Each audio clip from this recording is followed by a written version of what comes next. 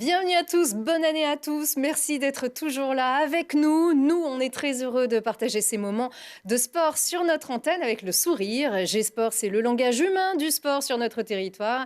Et on a hâte de vous raconter des nouvelles histoires toute cette année. Et on commence fort grâce à nos invités qui font du sport et à la fois qui portent un message, qui véhiculent une image, celle de ces filles qui s'éclatent à pratiquer un sport théoriquement taillé pour les hommes. Des filles qui ont gagné le cœur du public et ce n'est que le début. Elles sont toutes trois joueuses de l'équipe de France de rugby. Bonsoir, mesdemoiselles. Bonsoir. Bonsoir. Bonsoir, monsieur. Bonsoir. L'entraîneur, on lui grille un peu la priorité, mais quand même, pour une fois. C'est bien normal. Emmanuel Pellors, bienvenue, entraîneur du FCG Amazon. Emeline Gros, fidèle des fidèles. Ça va ? Oui, très bien, merci. Merci beaucoup d'être avec nous. D'ailleurs, qui joue dans cette redoutable équipe de Montpellier. Donc, ça fait bien plaisir de vous revoir ici. Ça fait longtemps. À Grenoble. Amazon un jour, Amazon toujours. Toujours. Voilà, c'est ça. Manaë Féléou, bienvenue. Merci. Originaire de Futuna, qui a donc rejoint les Amazones il y a maintenant quelques temps. Et Alexandra Chambaud les connaît bien. Bienvenue. Merci. Vous êtes deux petites jeunes, on dirait. Pas comme ça, vous faites quand même vachement mature, moi je trouve aussi. C'est vrai. C'est que vous vous entraînez dur aussi. Vous avez 20 ans toutes les deux. Alexandra, demi de mêlée internationale. Donc de cette équipe, merci beaucoup d'être avec nous. Alors, comme le veut la tradition de cette équipe, on fait le tour de l'actu. Comme c'est un retour de vacances, on vous propose plutôt un petit récap, un pense-bête cette fois-ci.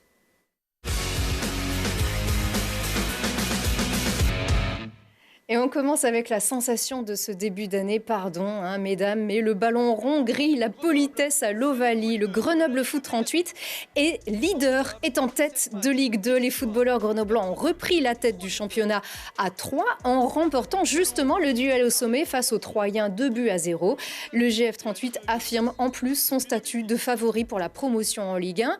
Mais prudence et patience, c'est encore long et je vous vois acquiescer, ça veut dire que vous êtes contente. Ouais. C'est bien, oui, c'est sûr. Si Grenoble peut rafler un petit peu tous les prix dans n'importe quelle discipline. Exactement, il y a de la place pour tout le monde à Grenoble. Exactement. Les Grenoblois se déplacent à Clermont ce mardi. Et puis une petite info cocorico quand même à Aminata Diallo, la fille qui rejoint l'Atlético Madrid. Et oui, la Grenobloise formée au GF 38 qui rejoint donc ce prestigieux championnat espagnol. Allez, le rugby et le FCG qui va tenter de redresser la barre après un bien mauvais début de saison. Les Grenoblois restent sur 2 défaites, une à domicile contre Biarritz et puis une à l'extérieur contre Angoulême. Alors, rien n'est assuré. Ils sont 12e de Pro D2 avec 28 points de retard sur le leader Perpignan et seulement 4 points d'avance sur le premier relégable, Angoulême, justement. C'est inquiétant, ça, Emmanuel ? C'est forcément inquiétant quand on voit le résultat, mais je pense qu'il faut redresser la barre et ils ont des entraîneurs intelligents qui sont très compétents. Et à un moment, ils vont trouver les solutions. Et à mon avis aussi, les vacances, la pause, ça fait du bien. C'est bien de s'entraîner, c'est bien de beaucoup bosser, mais par moment, il faut s'aérer la tête pour mieux repartir. Comme on dit, si on rejoint ce ventre mou, on se dit qu'il n'y a pas forcément beaucoup d'intérêt, si ce n'est de travailler aussi dans le fond et de préparer tout ce qui va arriver. Oui, et puis après, il ne faut pas oublier qu'il y a beaucoup de jeunes joueurs donc, qui acquièrent de l'expérience. Donc il faut aussi être indulgent avec eux et être patient. Mais c'est dommage, c'était mieux parti quand même la saison dernière avant que le Covid vienne mettre tout ça par terre. Oui, mais c'est ainsi. Après, rien n'est linéaire, tout est en mouvement. Et si c'était facile d'être sur le passé, de dire ça a marché l'année dernière, donc ça a marché cette année, ça ne marche pas comme ça. Donc il y a plein de petits paramètres qui vont arriver à régler et je pense que ça va le faire. C'est sûr. Avec Fabien Gégenbacher, donc en tant que manager général de cette équipe.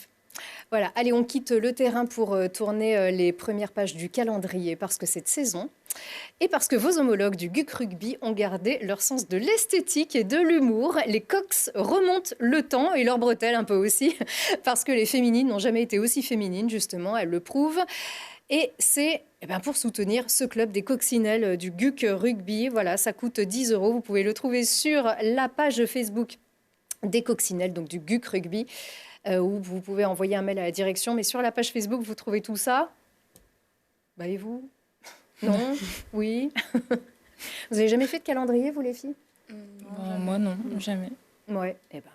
pas encore, ou pourquoi pas. Mais en tout cas, c'est vrai que c'est plutôt sympa, cette initiative qui nous fait un peu sourire aussi, et ça fait du bien.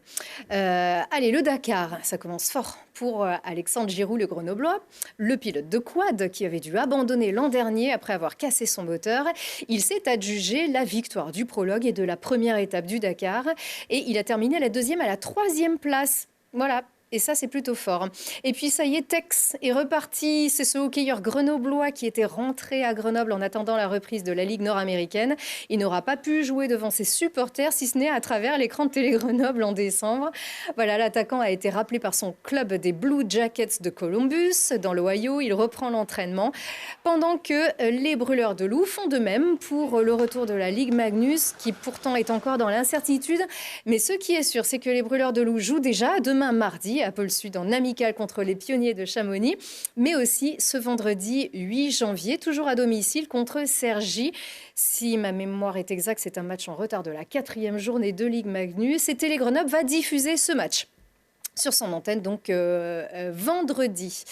Et puis on nourrit, nous, toujours l'espoir de vous proposer du rugby en direct, mais pour l'instant, on a déjà les joueuses et c'est déjà pas mal.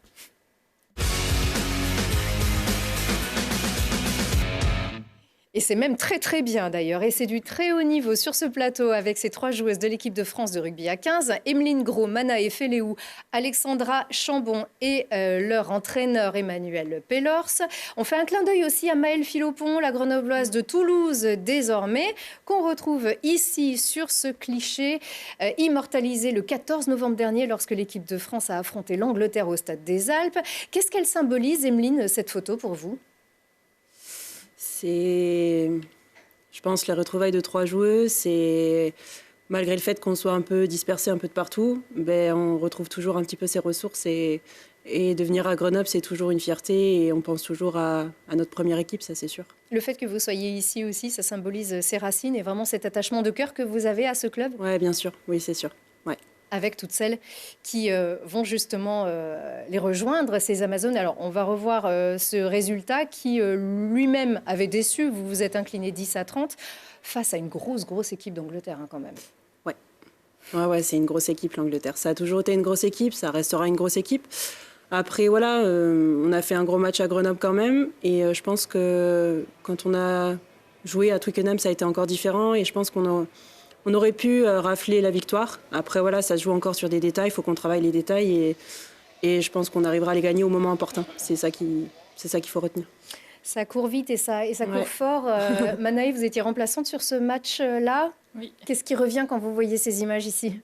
Beaucoup d'émotions parce que c'était ma première cape en équipe de France. Du coup, c'était vraiment quelque chose que je pense que j'oublierai jamais. Du coup, vraiment beaucoup d'émotions et aussi de pouvoir jouer mon premier match en équipe de France contre cette équipe-là.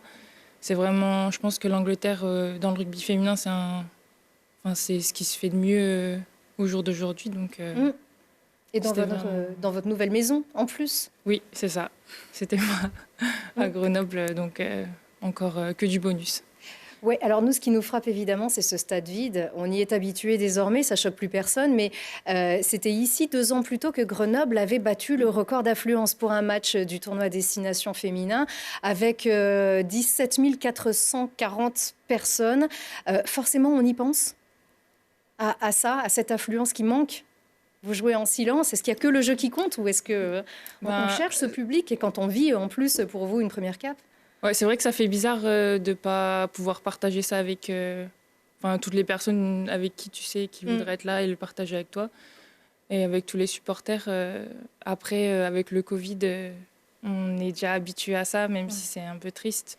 Donc, on s'y attend, quoi. Il n'y a plus de surprise. Voilà, on ne se dit pas, ah oui, il va y avoir des supporters. Et finalement, il n'y en a pas. On sait que c'est comme ça et il faut aussi savoir faire avec. On a déjà la chance de pouvoir jouer. Il y a plein... Le rugby amateur ne peut même plus jouer, donc... Moi, j'étais juste... je savais que j'avais de la chance de pouvoir jouer quand même, malgré les conditions sanitaires. Puis c'est tellement bon à prendre une première cape aussi que finalement, le reste est annexe. Mais pour nous, c'est le principal aussi de vous voir jouer. Surtout que le rugby féminin, le sport féminin, même resté sur cette très très belle dynamique, cette belle lancée populaire après le succès aussi, Emeline, de la Coupe du Monde de foot féminin, enfin la Coupe du Monde féminine de foot plutôt. Cet engouement, il n'était pas nouveau, mais il était plus étendu. Est-ce qu'aujourd'hui, c'est difficile de faire sans ce public après cette dynamique-là? Je pense qu'il y a une part où c'est compliqué dans le sens où ça galvanise le public. Forcément, ça donne beaucoup d'adrénaline sur le terrain. Et en tant que joueuse, on joue pour nous, on joue pour l'équipe, mais on joue aussi pour une part du public. Et je pense que là, avec le Covid, c'est vraiment ce qu'on essaye de retransmettre. Peu importe le niveau où on va jouer, si c'est un peu télévisé, forcément, on pense au public, on pense aux personnes qui sont chez elles, notamment quand c'était pendant la période du confinement. Et avant de penser à nous, on pense aussi aux autres. Et du coup, on veut faire du beau jeu pour nous, pour l'équipe, mais aussi pour tous les téléspectateurs qui regardent. Et ça, c'est hyper important pour nous. Ouais. Penser aux autres, c'est un petit peu votre philosophie. On va y revenir dans un petit instant. Alexandra, vous n'aviez pas joué ce match. Pourtant, vous aviez participé au stage de l'équipe de France et également, vous auriez pu participer aux Jeux Olympiques de la jeunesse en Argentine il y a 2 ans. C'est la blessure qui vous en a privé. Aujourd'hui, qu'est-ce qui se passe dans votre tête? On va dire que j'ai eu des débuts, on va dire, en élite assez compliqués. Mais aujourd'hui, non, j'ai justement eu la chance de faire les stages avec le 15 cet été et ça m'a prouvé que justement, je commençais à bien revenir au niveau. Et du coup, j'ai profité de chaque instant que j'ai pu passer justement pendant ces stages. Et je pense que le plus beau reste à venir. Enfin, c'est ce que j'espère et je travaille pour. L'avenir, il est en bleu, justement. Est-ce que c'est un objectif, évidemment. Je pense que même si au départ, je pense que j'avais un peu du mal à l'avouer, je pense que là, je peux le dire, que c'est un objectif. On se dit, ça y est, là, c'est possible. C'est-à-dire, c'est plus vraiment un vœu, une ambition, c'est du concret. C'est juste concret. Là. Il reste encore quand même un bon bout de chemin. Quand on connaît un peu toutes les filles qui sont déjà en place en équipe de France. Mais justement, c'est ce qui donne envie encore plus de les rejoindre, etc. pour porter le maillot. Ouais. Donc vous n'en êtes pas très loin de cette Coupe du Monde féminine de rugby qui est en Nouvelle-Zélande du 18 septembre au 16 octobre prochain. Emmanuel, il y a beaucoup de candidates désormais. Peu d'élus, bien évidemment. Il n'y en a qu'un titulaire et des remplaçantes et un groupe. Le niveau a beaucoup progressé ces dernières années? Ouais, moi je trouve que ça a beaucoup progressé. Les filles, elles bossent énormément. Ça prend de l'engouement, donc forcément les dirigeants, les instances font en sorte qu'on mette des choses en place pour elles, que ce soit pour les études, pour les entraînements, pour améliorer les staffs. Donc tout est fait pour qu'elles progressent. Ça avait mis le temps à démarrer et puis le niveau s'est un petit peu emballé ces dernières années. Ouais, le niveau s'emballe et puis c'est pas fini parce que nous on est en train de monter un projet où les filles on essaie de leur donner un maximum de possibilités pour tout gérer. Et leur grosse capacité à ces filles-là, c'est qu'elles sont capables de faire des études de très brillantes et en plus de mener une carrière à haut niveau. Oui, des études très brillantes. Vous êtes en 3e année de médecine, hein, c'est ça? Oui, c'est ça. Manaï, tout est possible? Vous trouvez du temps pour tout faire? C'est un peu un équilibre que j'ai trouvé et qui me va. Donc après, il faut trouver ce qui marche avec soi-même. Et moi, c'est ça qui marche. Votre objectif, qu'est-ce que c'est professionnel? D'être chirurgienne. Donc j'espère que ça se fera. Je travaille pour. Puis le sport de haut niveau, ça aide aussi à définir ses objectifs et à les suivre. Oui, c'est ça. J'imagine. Ça aide la médecine être dans le rugby être dans la médecine, donc c'est tout bénef. C'est vachement bien. Mais si on revient au niveau, si on revient au terrain, on sait que les Amazones... alors, vous êtes né à Mâcon, donc vous n'êtes pas resté longtemps. Hein. Non, 3 semaines. 3 semaines, voilà. Direction Futuna, oui. un climat un petit peu différent. Vous saviez, en rentrant de Futuna, après avoir passé 3 ans en Nouvelle-Zélande également, que Grenoble était vraiment une terre de rugby et aussi une terre de rugby féminin. C'est un club qui était déjà en avance il y a quelques années.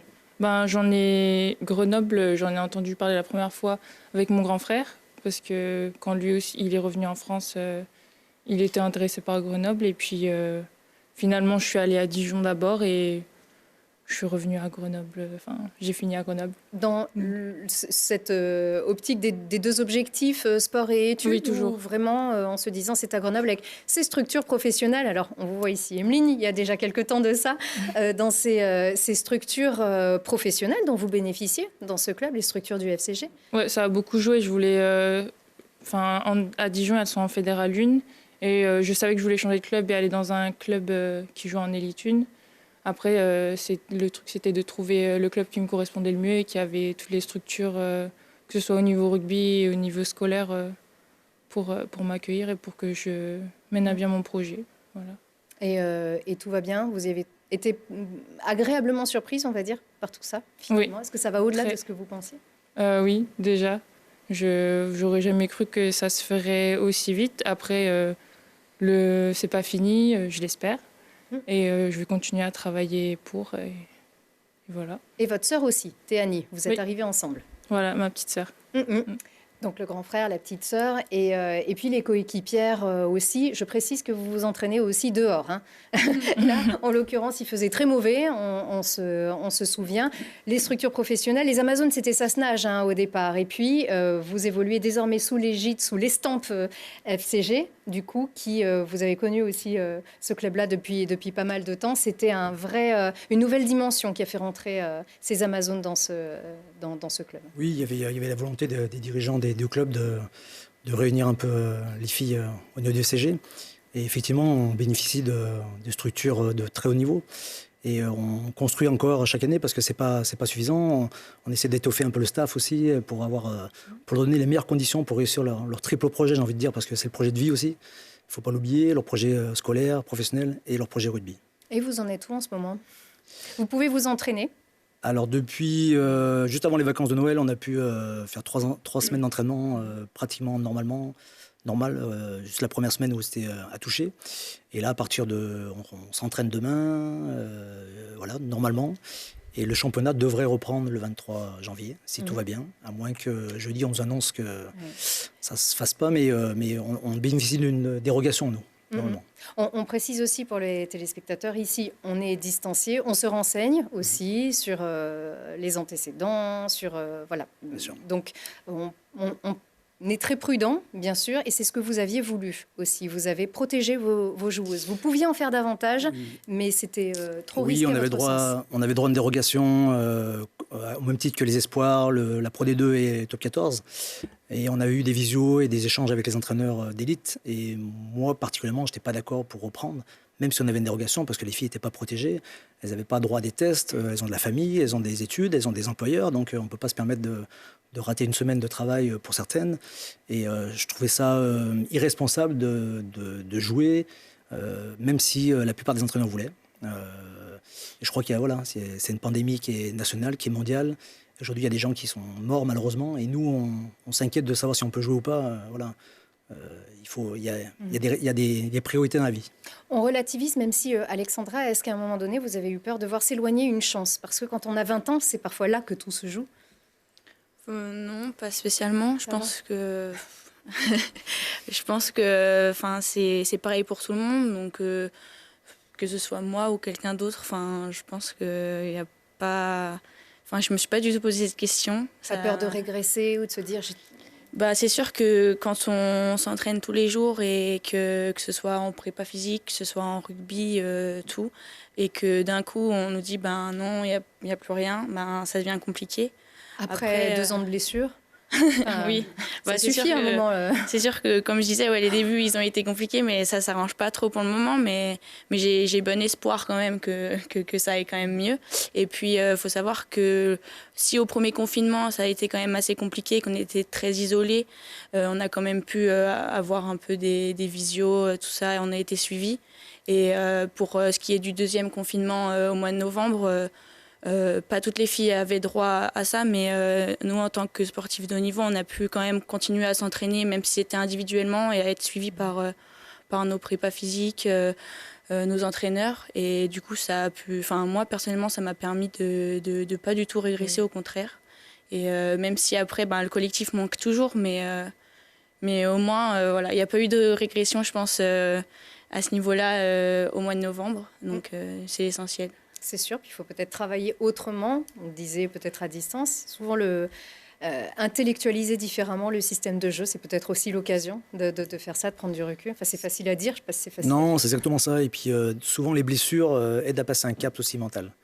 Donc, c'est pas toujours tout négatif, une blessure. Ouais. Et je pense qu'Alexandra a passé beaucoup de caps. Et quand il y a un confinement, on s'adapte, comme tout le monde. Et ça reste que du sport. Donc on s'adapte et Alexandra, Manaëlle, elles sont capables de s'adapter et à trouver des solutions. Oui, elles savent que quand tout s'arrête, tout repart. Exactement. Forcément. Comme Emeline. Alors, Emeline, 9 sélections en équipe de France. Vous êtes infirmière en EHPAD. Vous travailliez donc à l'imparfait jusqu'ici à l'EHPAD de Visil, où vous avez œuvré sans relâche au printemps dernier. Alors, on sait que le rugby, c'est basé sur la solidarité, sur la main tendue vers celui qui est derrière. Moi, j'aime beaucoup cette philosophie-là, justement. On n'est rien sans celui qui est derrière. C'est votre moteur dans la vie aussi ? Oui, c'est mon moteur et je pense que je suis infirmière et ça démontre bien cette façon de penser-là. Après, j'ai pas mal œuvré au niveau du Covid au printemps. Actuellement, j'exerce plus, du coup. Et oui, à Montpellier, il fallait faire un choix du professionnalisme. C'est ça, exactement. De là, actuellement, je vis du rugby. Ça a été un choix dans le sens où, avec le Covid, en fait, je n'ai pas pensé qu'à moi. J'ai pensé aussi à ce qui m'entourait. Et du coup, forcément, quand on joue au rugby, on fait partie d'une équipe. Je pouvais pas m'autoriser le fait entre guillemets, d'aller travailler, de contracter le virus et malheureusement de faire un petit peu la chaîne pour le répandre un peu de partout. Donc du coup, j'ai mis mon métier entre parenthèses pour le moment. Et puis après, comme on dit, le sport, on n'en vit qu'un temps. Alors je sais que mon diplôme, ça sera tout le reste de ma vie. Donc j'aurai le temps d'exercer un peu plus tard. C'est ça, c'est une parenthèse finalement, le sport, même si ça vous aide au quotidien, j'imagine. Oui. Vous n'avez pas hésité une seconde à participer plus que jamais, d'ailleurs, à vous investir plus que jamais dans votre métier, à l'époque où justement ce virus faisait très peur. On n'en savait rien du tout. Les Français, le monde entier était enfermé chez soi. Vous, justement, ça a été une motivation supplémentaire d'aller aider les autres et surtout les plus vulnérables. Oui, complètement. Et puis c'est surtout aussi que je ne me voyais pas rien faire, entre guillemets. Et c'est mon métier, donc forcément, je suis sur les premières lignes. Mais à côté de ça, j'ai toujours eu cette idée d'aller aider les autres, de l'entraide, tout ça. Donc pour moi, c'était inimaginable de me dire non, je ne vais pas travailler alors qu'il y a des personnes qui sont dans le besoin. Et pas que les personnes, en fait. C'est aussi le travail d'équipe, c'est la solidarité. Et on nous a appris à travailler comme ça. Moi, j'ai eu des valeurs. Le rugby m'a beaucoup aidé là-dessus aussi. Donc, je n'ai pas hésité à vouloir... à faire plus au niveau du printemps par rapport au Covid et puis aller aider mes collègues et puis prendre soin des personnes qui sont le plus vulnérables. C'est un message aussi que vous transmettez un petit peu à votre entourage. On sait qu'il ne faut pas être présomptueux aussi et donner des leçons aux autres, mais c'est aussi un petit message que vous pouvez porter aussi, puisque l'un dans l'autre, le sport vous a apporté sur votre terrain professionnel et inversement. Oui, complètement. Oui, c'est vrai que c'est quelque chose que j'essaye de véhiculer aussi à ma famille, à mes frères, à un peu toutes les personnes que je côtoie. Après, voilà, chacun fait comme il veut, hein, mais c'est vrai que c'est quelque chose que j'ai toujours eu en mémoire et j'aurai toujours en mémoire. Et le fait d'avoir connu ce que c'est de travailler dans les premières lignes et de voir ô combien ça peut être difficile, ça restera marqué et ça restera gravé toujours. Et je pense que j'aurai toujours un peu une philosophie là-dessus, oui. Bravo Emeline, on vous a applaudi tous à nos balcons, à nos fenêtres pendant longtemps. On va continuer d'ailleurs de le faire. Je ne sais pas si la prochaine fois que vous verrez du public dans les tribunes, vous vous dites ceux-là ils m'ont manqué. Il y a un moment que j'en ai attendu des applaudissements, mais alors ceux-là ils m'avaient manqué. Un exemple, Emeline ? Parce que c'est une copine aussi, j'imagine, mais c'est un exemple. Ah, ouf. Allez, c'est le moment de tout dire, c'est le jeu, c'est la bonne année. Oui, nous, on la connaît plus en tant que joueuse de rugby. Donc, voilà. Après, c'est sûr que pendant le dernier confinement, on suivait quand même un peu ce qu'elle faisait, même si c'était pas sur le terrain pour le coup, mais sur un autre terrain, on va dire. Et bien sûr, c'est comme tout autre soignant, mais en plus, quand c'est notre copine, bien sûr, c'est un exemple. On arrive au terme de cette émission déjà. Merci beaucoup à vous, mesdames, mesdemoiselles. Je ne sais pas ce qui se dit et ce qui est très protocolaire ici aujourd'hui. On ne vous lâche pas, bien sûr. Lorsque vous recommencez, il y aura bien sûr le tournoi, déjà, le tournoi destination. On espère que vous aurez toute votre place. Et puis le mondial en Nouvelle-Zélande. Ça, vraiment, on croise bien les doigts pour vous trois. On se tient au courant, Manu, vous sûr. n'êtes pas bien loin. Mais on a d'abord un petit agenda aussi avec Lilian Veillé qui nous a proposé les 3 sorties, ou pas d'ailleurs justement, mais en tout cas les sorties de nos athlètes professionnels.